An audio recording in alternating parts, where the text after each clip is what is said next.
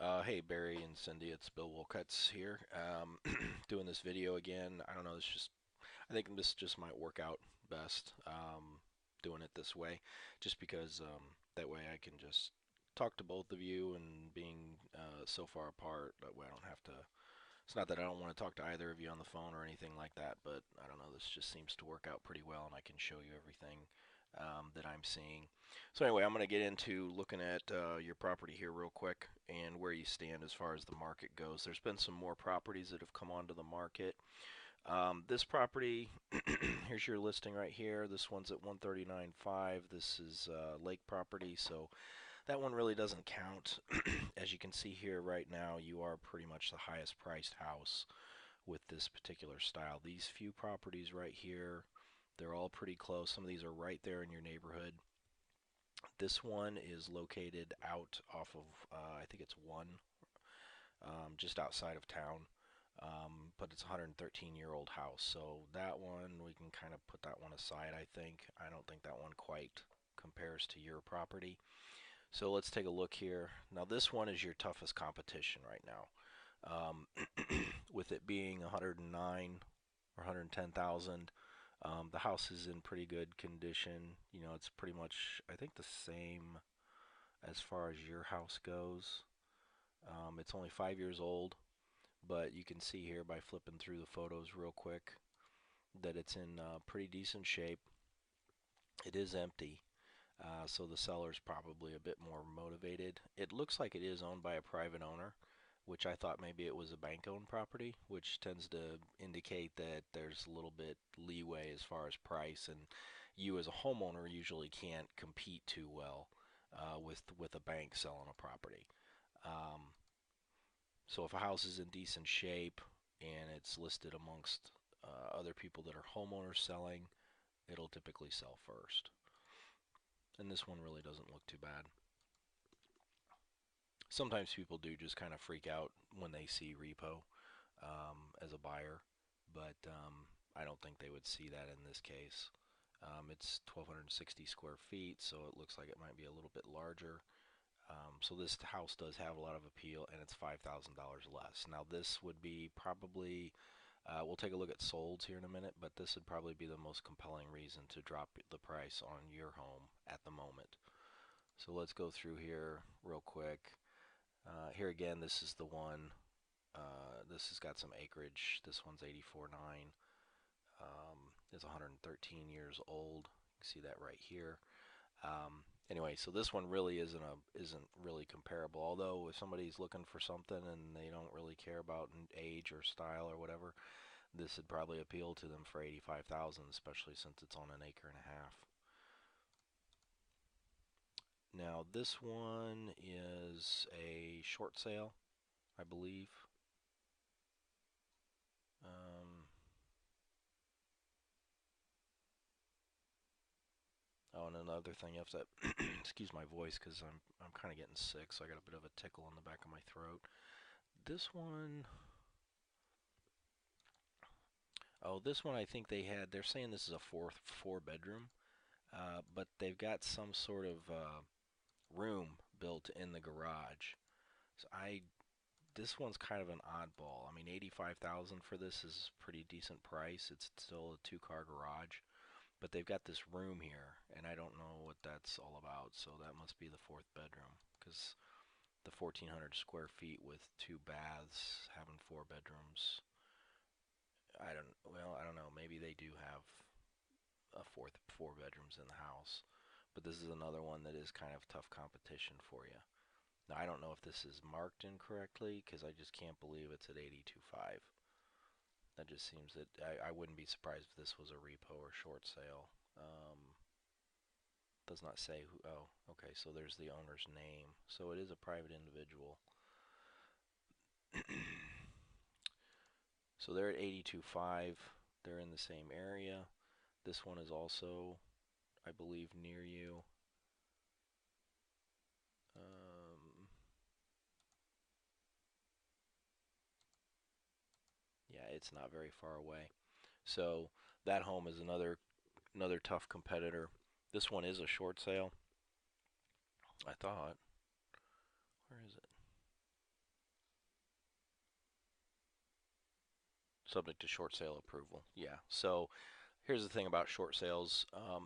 I list short sales periodically, and what I will do is I will put a relatively I will work down to a relatively low price on the property to entice people to write me offers, and then we start negotiating back and forth. So, because the lender will only take so much as a loss. But I'll start out listing the property kind of high and then bring it down low quickly, and get it down really low so that I entice buyers when I'm trying to sell these. So I think that's probably what's going on here, being listed at 75. And the house isn't really in terrible shape either. So there is some other competition out there, and it makes it tough competition because it is a short sale. However, short sales can be a pain. They can take 3 months. They can take a year to get the deal closed. So a lot of times buyers will will lose patience and they will move on because they're not getting an answer from the lender and they're not closing and they want to move. Typically, people once they put an offer in on a house, they're expecting to close in 30 to 45 days. Definitely 60 days is a long time to have a pending transaction and waiting to close on a house because they've got plans and things like that. So, they're probably selling the house unless they're renting and it's a flexible situation. They can't, they don't want to wait around for a short sale to close. So typically people will put an offer in on this, on that type of listing, and then they will sit and they'll move on. So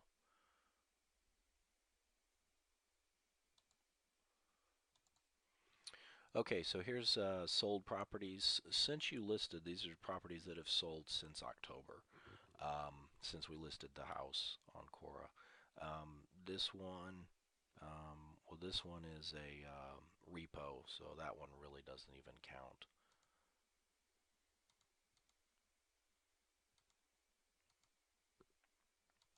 Okay, so let's take a look here at what has sold recently. This one on Allen, this is a really pretty nice house. It's 130. What did it sell for? 129. So it sold for 129,000. Um, and you can kind of tell it's a bit bigger house. It's over 1,500 square feet.